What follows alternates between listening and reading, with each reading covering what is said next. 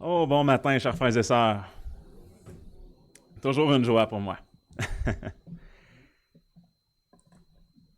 Alors, sans plus tarder, on va poursuivre l'enseignement que j'avais intitulé Ainsi fallait-il. Et pour ceux qui n'ont pas assisté à la première prédication, oui, la première partie est accessible sur YouTube, mais on va prendre le temps ce matin de faire une bonne révision. Alors, point par point de tout ce qu'on a vu, parce que beaucoup de matière. Puis on va voir que ainsi fallait-il, ben ça implique qu'il y a plusieurs nécessités. Et chaque nécessité que je vais vous exposer, dont je vais vous montrer, sont toutes interdépendantes. Alors chaque point est important parce que plusieurs religions, dénominations qui vont mettre l'accent sur certaines choses, puis vont négliger d'autres points, ou qui vont carrément même les renier. Mais chaque détail, chaque chose est vraiment d'une importance capitale, puis c'est ce qu'on va voir ce matin. Lorsque Jésus dit « Ainsi est-il écrit et ainsi fallait-il que », il affirme clairement que tout ce qui a été écrit et annoncé dans les Saintes Écritures devait arriver. Alors c'était une obligation. Ça implique qu'il y a plusieurs nécessités, comme la nécessité de souffrir, de mourir, de ressusciter le troisième jour, tel qu'annoncé par Jésus lui-même et les Saintes Écritures à plusieurs endroits. Jésus s'appuie toujours sur les Saintes Écritures. D'ailleurs, c'est ce que Jésus a fait lorsqu'il a repoussé le diable dans le désert, lorsqu'il a été tenté. Il a cité les Saintes Écritures ainsi pour repousser les tentations du diable, toujours en disant « Il est écrit, il est écrit ». On voit aussi la nécessité que les prophéties s'accomplissent dans les moindres détails.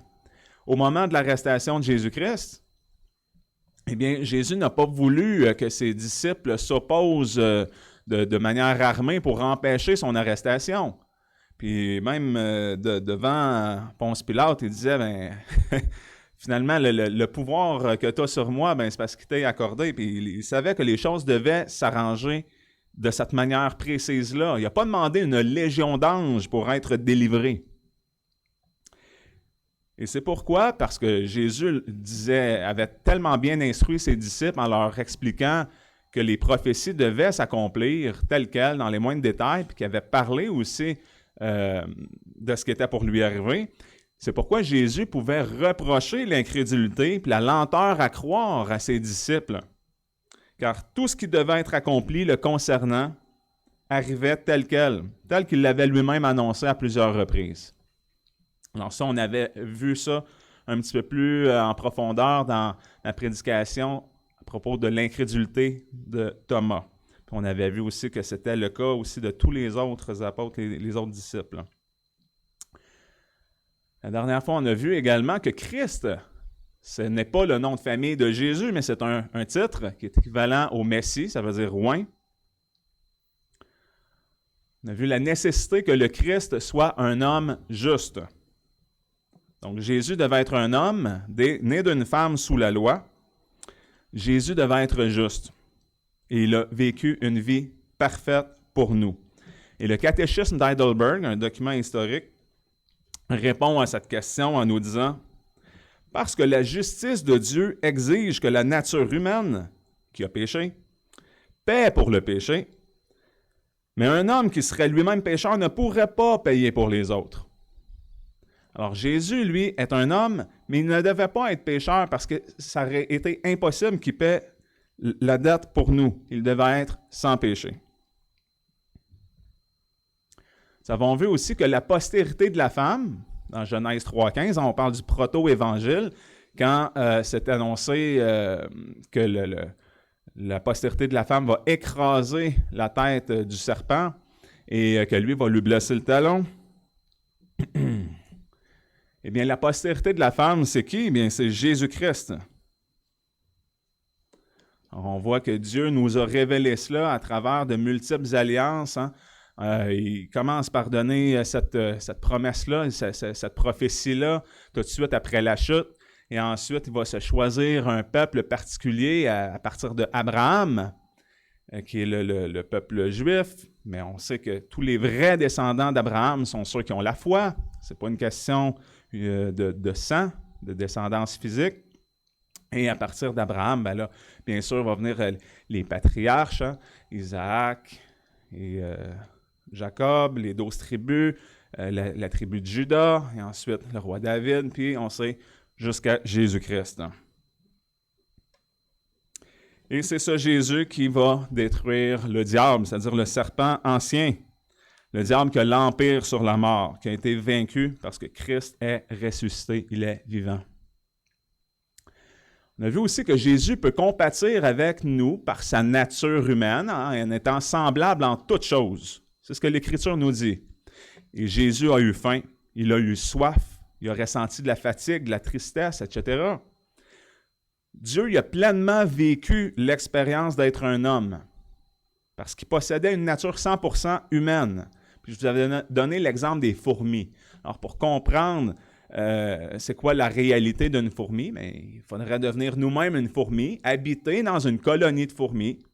Et c'est ce que Dieu a fait. Dieu le Fils s'est incarné et il est devenu pleinement humain. On a vu aussi que Jésus-Christ est le deuxième et le dernier Adam. Donc là où le premier Adam a chuté, Jésus a triomphé. Le premier Adam a reçu la vie par le souffle de Dieu et le dernier Adam, qui est Jésus-Christ, a la vie en lui-même et peut la donner. Nous sommes tous représentés par Adam. On parle de fédéralisme, de la tête qui nous représente parce qu'on partage la même culpabilité d'Adam qui a chuté dans le jardin. Alors, il ne faut pas penser qu'on aurait fait mieux. Nous devons naître de nouveau. C'est ce que Jésus nous enseigne. Si on n'est pas de nouveau, on ne peut pas voir le royaume de Dieu. Car Adam est spirituellement mort. Une fois qu'il y a eu péché, Dieu lui avait dit, le jour où tu en mangeras, tu mourras certainement. Peut-être que la mort physique ne s'est pas produite instantanément. Hein, il a vécu plus de 900 ans. Adam est spirituellement mort immédiatement après le péché. Il a été chassé de la présence de Dieu du jardin d'Éden. Et c'est pourquoi, vu que Adam est mort spirituellement, nous devons naître par l'Esprit, de nouveau. Et comme tous ont été rendus pécheurs en Adam, plusieurs seront rendus justes en Jésus-Christ.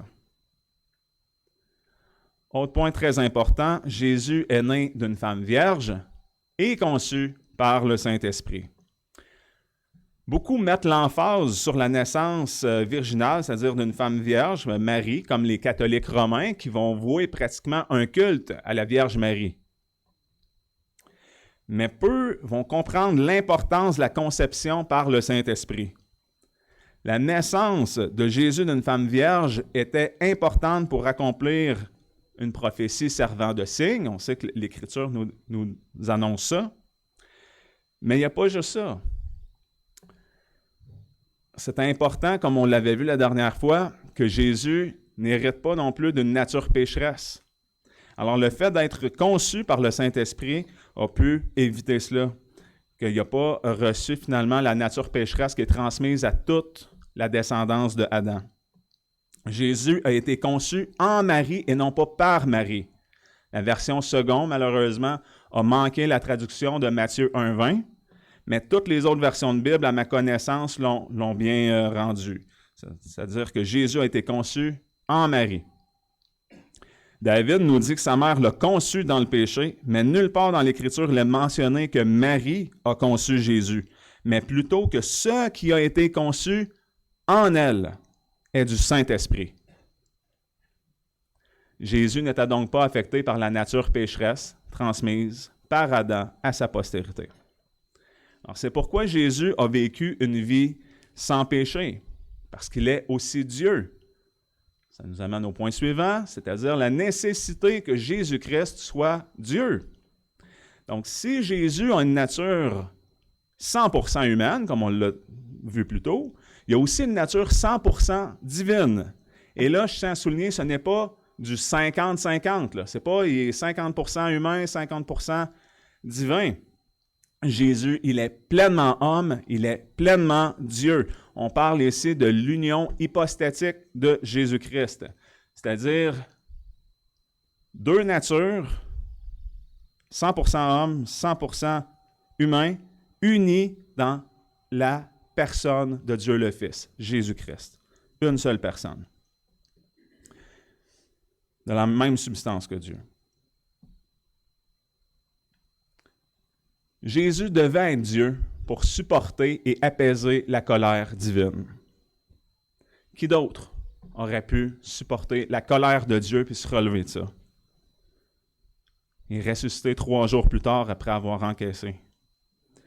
Personne n'aurait été capable d'offrir un sacrifice capable d'apaiser la colère de Dieu et satisfaire la justice de Dieu. Pourquoi? Parce qu'on a offensé un Dieu qui est infiniment grand, qui est 3 fois saint.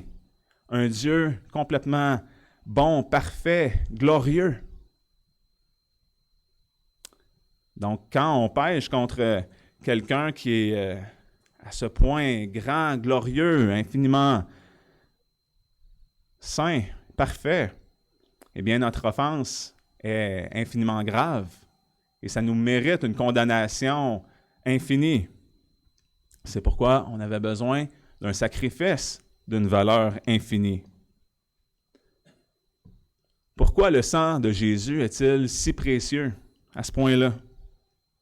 Eh bien, c'est parce que Jésus n'a jamais péché. Il est l'agneau de Dieu qui ôte le péché du monde. Il est sans tache, sans défaut. Autrefois, il devait sacrifier des animaux qui devaient être sans tache, sans défaut. Ce n'était que l'ombre des choses à venir, c'est-à-dire l'ombre du véritable sacrifice, le véritable agneau de Dieu. Le sacrifice parfait qui devait être offert parce qu'il a une valeur infinie, parce que nos péchés sont infiniment graves et méritent un châtiment équivalent, c'est-à-dire l'étang de feu pour l'éternité. Pourquoi Jésus n'a-t-il pu jamais pécher et offrir un sacrifice parfait? Eh bien, ça revient au point qu'on a abordé. Jésus est Dieu. La divinité de Jésus signifie qu'il est capable de conquérir la mort et de nous donner la vie. La Bible nous dit que le salaire du péché, c'est la mort. Mais la mort n'a pas pu garder Jésus. Le diable n'avait aucun pouvoir sur lui parce que Jésus était sans péché. 1 Thessaloniciens 4,14 nous dit « Car si nous croyons que Jésus est mort et qu'il est ressuscité, croyons aussi que Dieu ramènera par Jésus pour être avec lui ceux qui sont morts. » Jésus a le pouvoir de donner la vie.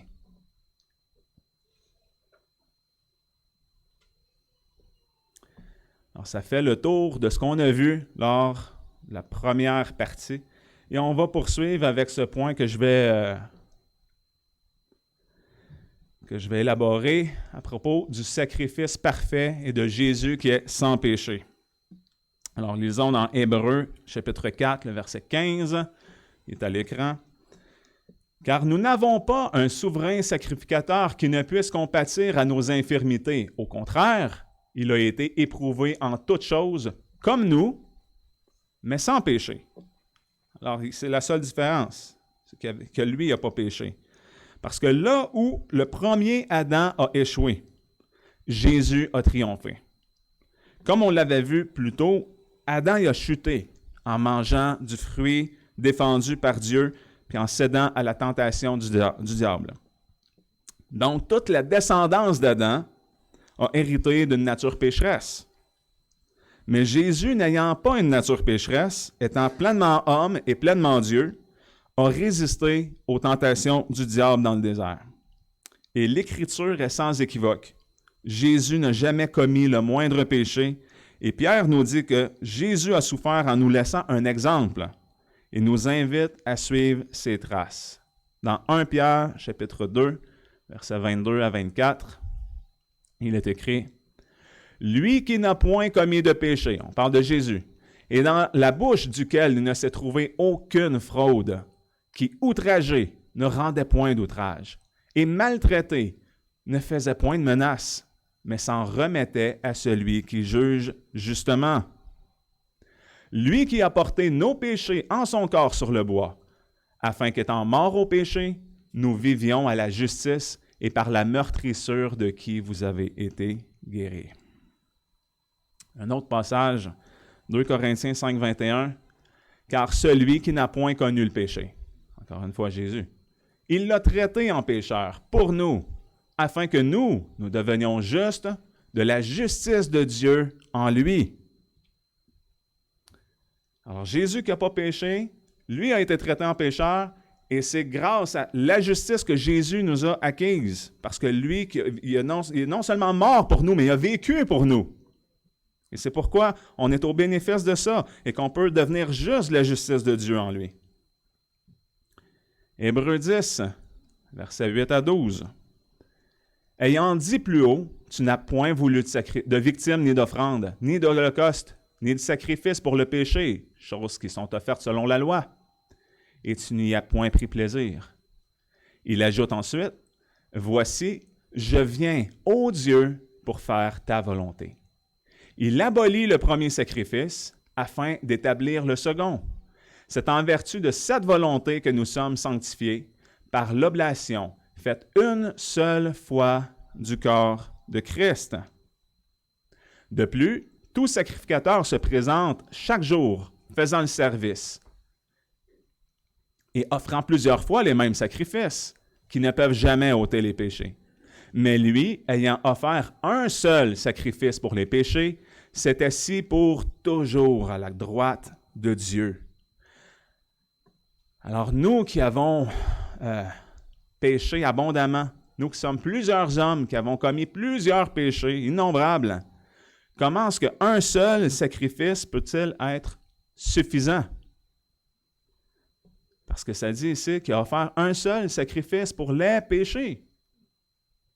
Eh bien, ça revient à la valeur du sacrifice dont on a parlé, qui a une valeur infinie. Pourquoi? Parce qu'il était sans péché et parfait. Et pourquoi est-ce qu'il est parfait et sans péché? Parce qu'il est Dieu. Vous voyez que toutes les nécessités concordent ensemble, puis si on enlève un point, les autres tombent. Tout est essentiel. C'est pourquoi Dieu a un plan parfait. Parfait, ça implique qu'il ne doit pas y avoir de changement. On ne peut pas diminuer, enlever ou rajouter. Parfait, c'est parfait. Alors, le plan de Dieu, il est bien sûr pour faire éclater son amour et sa gloire. N'oublions pas que c'est son histoire avec un grand H. Tout est pour Dieu. On a été créé par lui et pour lui. Le verset le plus connu de toute la Bible. D'ailleurs, on a fait une sortie d'évangélisation hier, puis je pense que c'est le verset que j'ai le plus répété lorsque je prêchais l'Évangile aux gens que je rencontrais. C'est Jean 3,16. « Car Dieu a tant aimé le monde qu'il a donné son Fils unique, afin que quiconque croit en lui ne périsse point, mais qu'il ait la vie éternelle. » Tout le monde est bien familier avec ce verset-là, qui illustre à la fois l'amour de Dieu, qui illustre son plan et le moyen de nous sauver. Fait que du même coup, ce verset affirme la vie éternelle à quiconque croit, mais ça laisse aussi présager que les incrédules vont périr. Quand ça dit « afin que quiconque croit en lui ne périsse point », donc ceux qui ne croient pas, ça l'indique qu'il va y avoir un châtiment pour eux.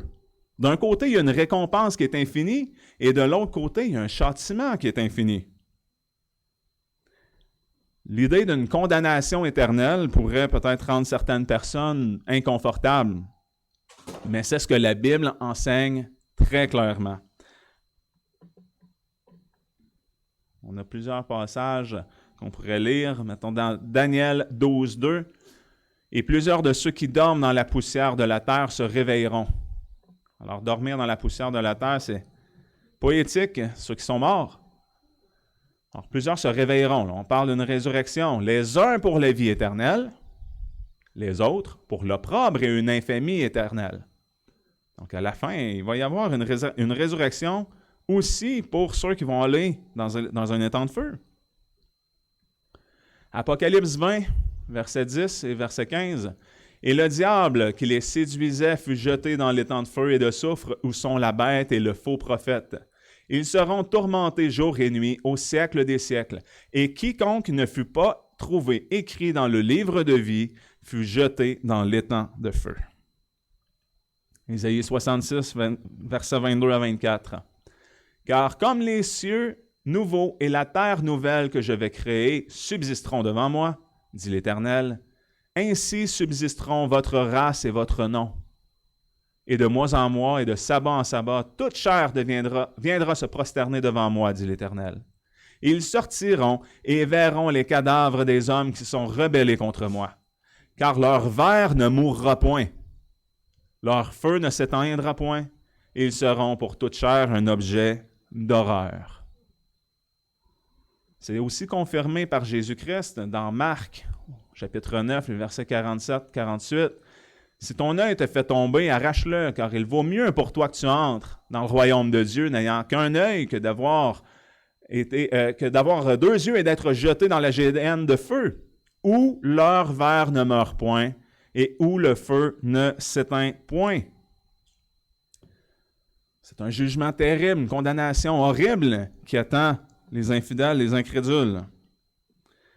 Et peut-être qu'une punition de cette ampleur peut être horrifiante, mais le vrai dilemme dans l'histoire chrétienne n'a jamais été de comprendre comment un Dieu juste et bon puisse envoyer des hommes pécheurs dans un étang de feu pour l'éternité. Le vrai problème était de comprendre comment un Dieu juste et bon puisse sauver des impies. Il est là le vrai problème, le vrai plus grand dilemme. Jésus est mort pour des pécheurs. On n'était pas neutre. On était contre lui. Jésus a souffert pour des injustes. Et l'homme pécheur est justifié par la foi. Et c'est dit dans le Proverbe 17,15, je vais vous le lire. Celui qui déclare juste le méchant et celui qui déclare méchant le juste sont tous deux en abomination à l'Éternel. Là, portez une attention particulière à ce point-là. C'est très, très important. Celui qui déclare juste le méchant. Pourtant, on a dit qu'on est au bénéfice de la justice de Christ, c'est-à-dire que Dieu nous a justifiés. Donc, Dieu justifie des impies. Jésus est mort pour des impies. Jésus a souffert pour des injustes. Est-ce que ça signifie que Dieu pourrait être en abomination envers lui-même? Parce que ça dit, celui qui déclare juste le méchant est en abomination à l'Éternel, le Proverbe 17,15. Alors, est-ce que Dieu pourrait être en abomination envers lui-même? Bien sûr que non, parce que nos péchés devaient être punis. La justice devait être faite, puis pas simplement de manière à ce que Dieu lève les yeux sur nos péchés pour dire, bon, ben allez-vous-en, je discarte vos péchés, je ne les regarde pas, je me cache. Il en a payé le juste prix. Et ça nous amène à un point assez nécessaire, dont je vais vous parler après avoir lu dans Romains 8, versets 3 et 4. Car ce qui était impossible à la loi, parce qu'elle était affaiblie par la chair, Dieu l'a fait, envoyant son propre Fils dans une chair semblable à celle du péché, et pour le péché. Il a condamné le péché dans la chair, afin que la justice de la loi fût accomplie en nous, qui marchons non selon la chair, mais selon l'Esprit. Alors, quand je vous dis que c'est nécessaire que Jésus soit un homme, que Jésus soit Dieu, que Jésus soit sans péché, on comprend mieux. Parce que nos péchés devaient être payés par, bien sûr, un sacrifice sanglant. Ça nous amène à la nécessité que le Christ souffre. On sait que Jésus a enduré d'énormes souffrances au moment où il a été arrêté par la suite et conduit jusqu'à sa mort. On lui a craché au visage. Il y en a qui vont dire, « Hey, Oui, des coups, ça fait mal, là, mais il me semble qu'un crachat, hein, se faire un crachat au visage, c'est humiliant, il y en a qui c'est encore pire. Permettez-moi d'en douter, moi, je préférerais recevoir le crachat que tous les coups qu'il a reçus, mais quand même, ça rajoute. Alors, il a été humilié, il s'est fait moquer, il a reçu des coups de fouet, on lui a mis une couronne d'épines sur la tête, on lui a donné des coups à la tête avec un roseau. Jésus, par exemple, avait tout prédit ces souffrances-là qui corroboraient avec les prophéties. Là, j'aimerais spécifier une chose concernant les clous. On dit que Jésus a été crucifié, mais il n'y a aucun des récits dans le Nouveau Testament qui nous raconte comment les Romains ont cloué Jésus. Fait qu'on on voit qu'il a été craché, qu'il a reçu des coups, de l'humiliation, des coups de fouet, des couronnes d'épines, coups à la tête avec un roseau. Mais concernant les clous, pourquoi est-ce qu'on peut être certain que Jésus a quand même été crucifié, même si le détail ne nous est pas raconté? On le voit dans le psaume 22, 16 et 17. Ça dit « Ma vigueur est desséchée comme la brique, ma langue est attachée à mon palais, et tu m'as couché dans la poussière de la mort, car des chiens m'ont environné, une bande de méchants m'a entouré, ils ont percé mes mains et mes pieds. » Et ça, c'est une prophétie des souffrances du Messie, de Jésus-Christ. Dans Jean 20, 25, dans Jean chapitre 20, verset 25,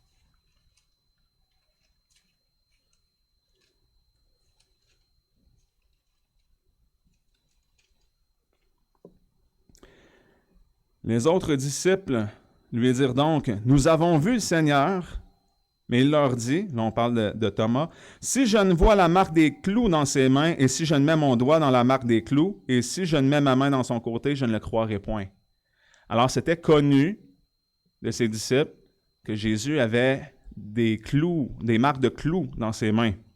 Et Jésus lui-même nous le reconfirme dans Luc 24, versets 39 et 40. Alors Luc 24, 39 et 40. Donc, Jésus ressuscité se présente à ses disciples. « Voyez mes mains et mes pieds, car c'est moi-même. Touchez-moi et regardez-moi, car un esprit n'a ni chair ni eau, comme vous voyez que j'ai. » En disant cela, il leur montra ses mains et ses pieds. Alors, ça corrobore très bien avec le psaume que je vous ai lu. Donc, Jésus-Christ a véritablement eu les mains et les pieds percés. Alors, sachant tout ça, Jésus était bien au fait de ce qui était pour endurer. On voit que Jésus a eu une très, très grande angoisse dans le jardin de Gethsémani vis-à-vis la coupe qu'il devait boire. Alors, Jésus avait tellement d'angoisse que c'est même allé jusqu'à ce qu'il y ait des grumeaux de sang qui coulent et un ange est venu le fortifier. Alors, on pourrait se poser la question, que contenait cette coupe? Est-ce que c'était les coups de fouet, le crachat, la couronne d'épines, les coups à la tête avec un roseau? Eh bien, c'est en plein ça. C'est la colère de Dieu. C'est ça qui était dans la coupe, la colère de Dieu. Ce n'est pas que le chef et le consommateur de notre foi avaient peur des hommes, parce qu'il y en a eu d'autres, des hommes qui ont subi des souffrances, des tortures dans l'histoire. Mais Jésus, lui, savait ce qui s'en venait. Lui qui avait été toujours en relation parfaite avec son Père. Jésus, vous vous souvenez, il a été abandonné du Père. À la croix, crucifié, il s'exclame « Élie, Élie, lama sabachthani » Et là, on se souvient tous quelle était la réponse du Père à ce moment-là. Qu'est-ce que le Père a répondu? Rien. Rien. Parce que Jésus a été frappé de Dieu. Il a plu à Dieu de frapper son Fils. Et Jésus a dû aller jusqu'au bout.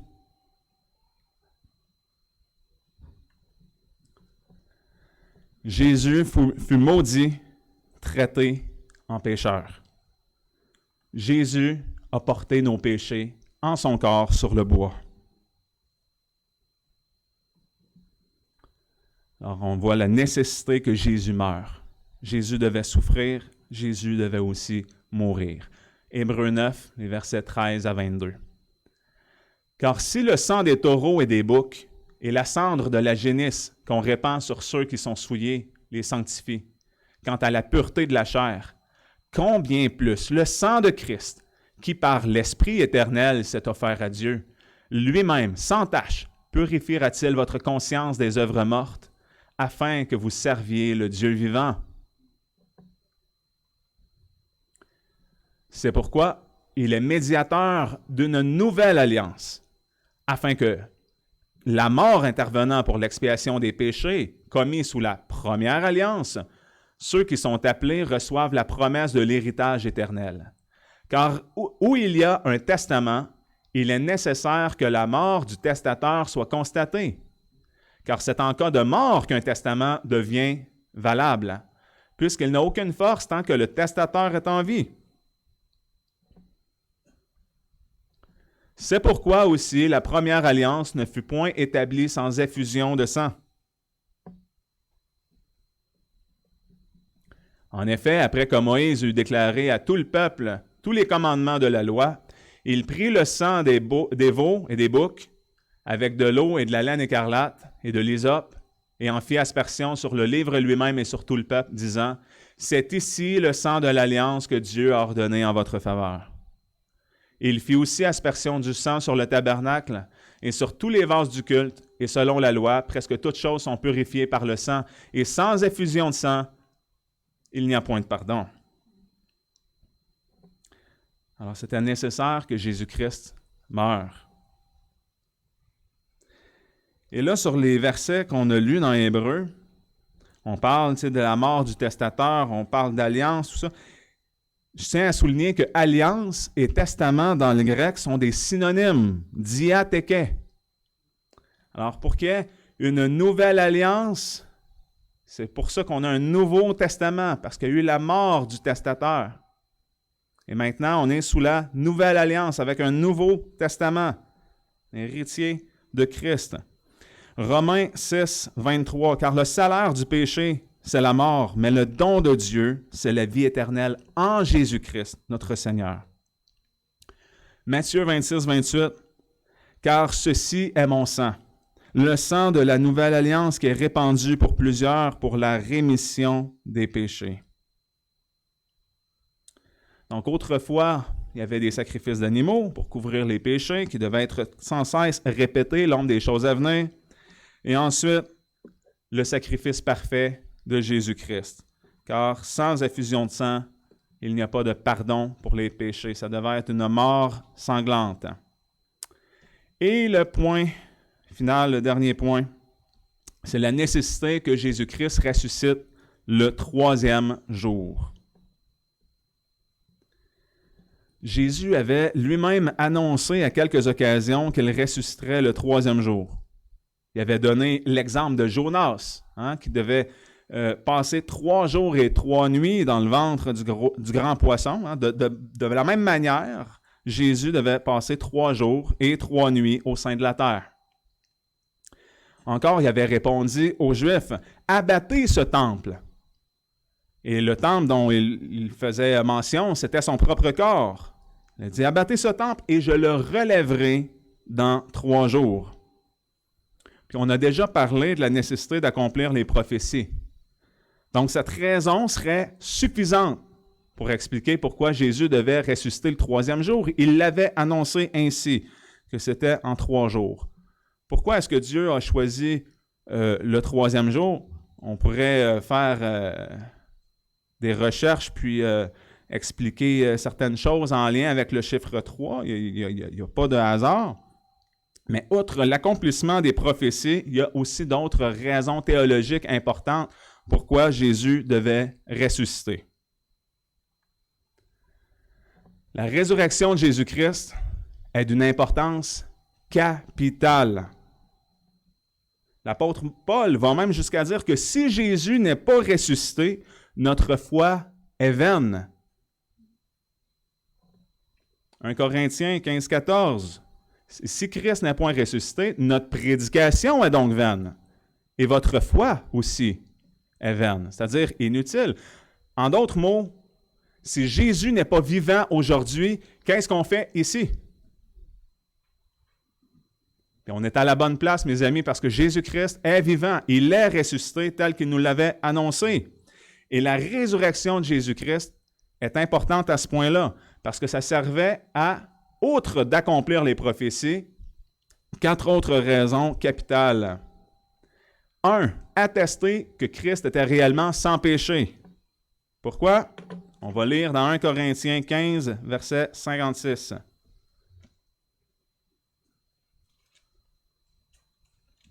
1 Corinthiens 15, verset 56. Or, l'aiguillon de la mort, c'est le péché, et la puissance du péché, c'est la loi.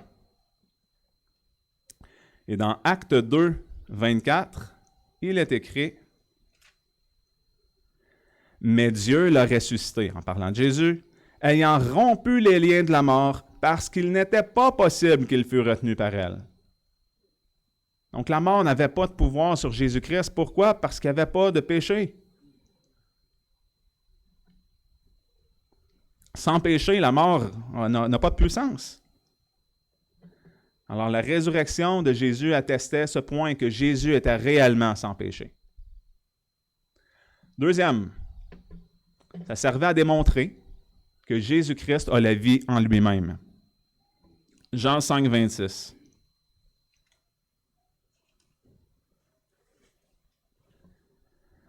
Car comme le Père a la vie en lui-même, il a aussi donné au Fils d'avoir la vie en lui-même.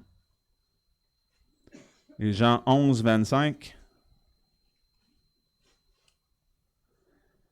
Jésus lui dit, « Je suis la résurrection et la vie. Celui qui croit en moi vivra, quand même il serait mort. »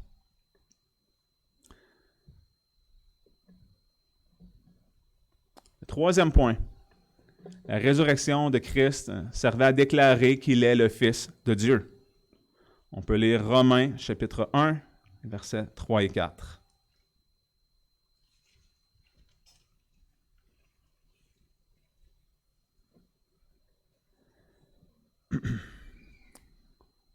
Touchant son Fils né de la race de David selon la chair et selon l'esprit de sainteté, déclaré Fils de Dieu avec puissance par sa résurrection des morts, savoir Jésus-Christ, notre Sauveur, puis on peut continuer, par qui nous avons reçu la grâce et l'apostolat afin d'amener à l'obéissance de la foi en son nom toutes les nations, duquel vous êtes aussi, vous qui avez été appelés par Jésus-Christ.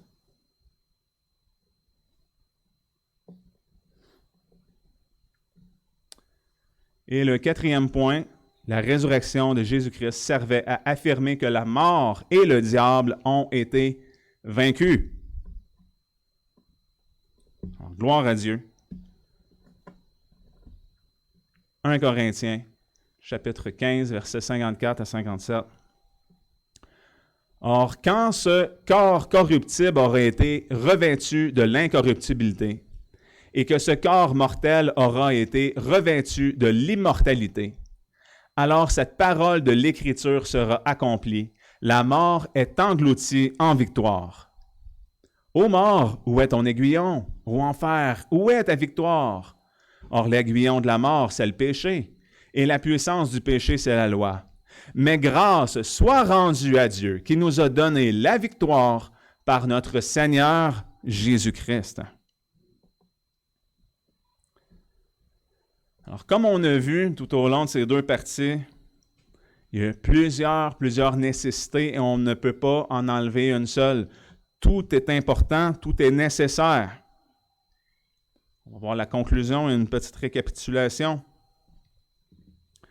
Nous avons vu la nécessité d'accomplir les prophéties. Chaque détail compte. Tout ce qui a été annoncé devait arriver avec exactitude. Et c'est ce qui s'est produit. On sait qu'il y a des centaines de prophéties qui ont été accomplies. Alors, ceux qui veulent nier que Jésus est véritablement le Messie ou qui veulent remettre en doute les récits, bien, il y a vraiment une montagne d'évidence qui nous pointe vers l'accomplissement de ces choses, que tout corrobore avec ce qui était annoncé dans l'Ancien Testament. Tout s'accomplit. D'ailleurs, c'est ce que Jésus a exclamé avant de rendre l'âme, « Tout est accompli ». Nous avons vu la nécessité que Jésus-Christ soit un homme juste. Alors oui, il devait être un homme. Il a compati, il a vécu pleinement l'expérience humaine pour que nos péchés, les péchés des hommes, soient payés. Eh bien, un homme juste devait aussi payer la dette, une dette que nous et vous n'aurions jamais pu payer. C'est une dette insurmontable, infinie. Mais Jésus-Christ, lui, qui est pleinement un homme, a vécu une vie parfaite. Il est juste, il a obtenu justice. Et par sa justice, il nous l'a imputé, de sorte à ce qu'en prenant nos péchés, il nous a fait cette transaction, de sorte à ce que sa vie parfaite, sa justice a été créditée à notre compte. Alors lui, le deuxième et le dernier Adam, peut maintenant nous représenter en tant qu'homme juste devant Dieu. Alors soit vous êtes dans le premier Adam, tous les incrédules qui vont périr, condamnés par le péché, ou soit que vos péchés vont avoir été occupés, pris par Jésus-Christ qui a payé le prix à la croix. On a vu que Jésus est né d'une vierge et conçu par le Saint-Esprit. Alors, ça l'explique aussi pourquoi il a pu naître et habiter sur cette terre avec une nature qui n'était pas pécheresse, parce que toute la postérité d'Adam a hérité de la nature pécheresse. Mais Jésus-Christ a été conçu par le Saint-Esprit, lui qui est Dieu, né d'une femme vierge, et il a vécu aussi sans jamais commettre la moindre faute. Ça implique la nécessité que Jésus soit Dieu. Donc oui, Jésus devait être un homme pour payer pour des hommes. D'ailleurs, Jésus n'a pas sauvé les anges, hein? Il n'a pas revêtu la nature d'un ange, comme les témoins de Jéhovah peuvent l'affirmer. Il a vécu en tant qu'homme pour sauver des hommes, mais il devait aussi être Dieu afin de réussir là où tous les hommes ont échoué. Et on a vu aussi le plan parfait de Dieu qui nécessitait que justice soit rendue, qu'une dette soit payée par le sang. Alors j'expliquais à travers ça que nos péchés sont infiniment graves. Il y en a qui pourraient dire, « Ouais, mais il me semble une condamnation éternelle, un châtiment qui est sans fin, c'est peut-être un petit peu trop sévère. » Pour relativiser tout ça, je donne cet exemple. Imaginez que j'écrase une fourmi. Personne ne va se scandaliser de ça. D'ailleurs, sans s'en rendre compte, on peut tuer des milliers d'insectes juste en conduisant notre voiture, en s'en venant ici. On peut, dans notre pare-brise, happer des dizaines de mouches. Alors, personne ne se scandalise de ça. Mais si j'allais, exemple, quelque part et que je me mettais à battre un chien jusqu'à mort, et là, je pourrais être dans le trouble parce que je me suis attaqué à une vie animale puis à une société protectrice des animaux qui s'en mêlerait, puis j'aurais probablement des graves problèmes à avoir fait un crime du genre. Mais si j'allais me promener, exemple, dans les ruelles de Montréal et que j'agressais un sans-abri, puis que je le battais à mort, ça serait encore pire, là. Je risquerais de faire assurément de la prison parce que je m'en serais pris à une vie humaine. Mais imaginez encore plus loin que je prenne l'avion, que je m'en aille en Angleterre et que j'aille agresser la reine Élisabeth II. Je pense que je ne ferais pas le voyage de retour au Canada. Je me ferais abattre sur le champ et ça démontre juste que plus le crime commis est commis contre une entité qui a de l'importance, qui est jugée importante, eh bien, plus le châtiment et la peine doit être équivalente, doit être grave. Bien là, ce n'est pas contre un prince d'une région éloignée, contre une reine de ce monde, contre qui on a péché. Tous les crimes que vous aviez jamais commis dans votre vie, c'est contre un Dieu 3 fois saint, infiniment glorieux, infiniment grand. Le Dieu qui vous a donné la vie. Le Dieu qui a créé l'univers entier. Et c'est contre lui qu'on a péché. Alors, la punition doit être équivalente au crime qu'on a commis. En ayant offensé un Dieu parfait, infini, bien, on mérite une condamnation infinie. Et c'est pourquoi seul le sang de Christ pouvait payer notre dette. Parce que le sang de tous les hommes réunis n'aurait jamais suffi. Mais un seul sacrifice en a valu la peine, a pu payer toute notre dette, avait la valeur pour effacer tous les péchés. Et c'est le sang de Christ seul. C'est pourquoi qu'on prêche la justification par la foi seule. Parce que si le sang de Christ a une valeur infinie et parfaite, si son sacrifice est parfait, comme je vous l'ai expliqué plus tôt, parfait, ça l'implique qu'on ne doit rien rajouter. Ce n'est pas notre foi et le sacrifice de Jésus plus nos bonnes œuvres. Ça viendrait corrompre le tout. Si le sacrifice de Jésus est parfait, il est suffisant. Nul besoin de rajouter ou d'enlever quoi que ce soit. Son œuvre est glorieuse. Donc, ça nécessitait aussi que Jésus devait souffrir, mourir et ressusciter. Parce que Dieu n'a pas simplement discarté nos péchés, il ne les a pas simplement oubliés en fermant les yeux sur ça. Si maintenant nos péchés sont oubliés et sont discartés, c'est parce que Jésus en a payé le prix. Il les a couverts par son sang.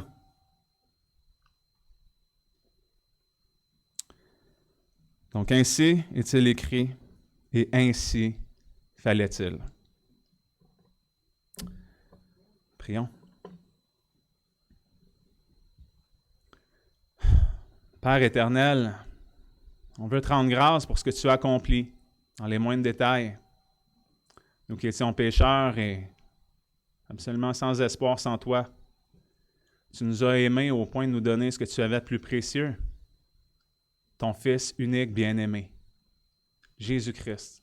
Tu ne l'as pas épargné et on ne peut qu'être reconnaissant de ce que tu nous as fait, nous, les hommes pécheurs, bénéficiaires de ce sacrifice parfait. Tu nous as rachetés, tu nous as sauvés, Seigneur, et on est vraiment éternellement reconnaissant pour cela. Alors, puisses-tu recevoir notre adoration ici ce matin, tout au long de notre vie. Soutiens-nous et garde-nous en Jésus-Christ, notre bien-aimé Sauveur et Seigneur. Que ton nom soit élevé, mon Dieu. Nous t'adorons. Amen.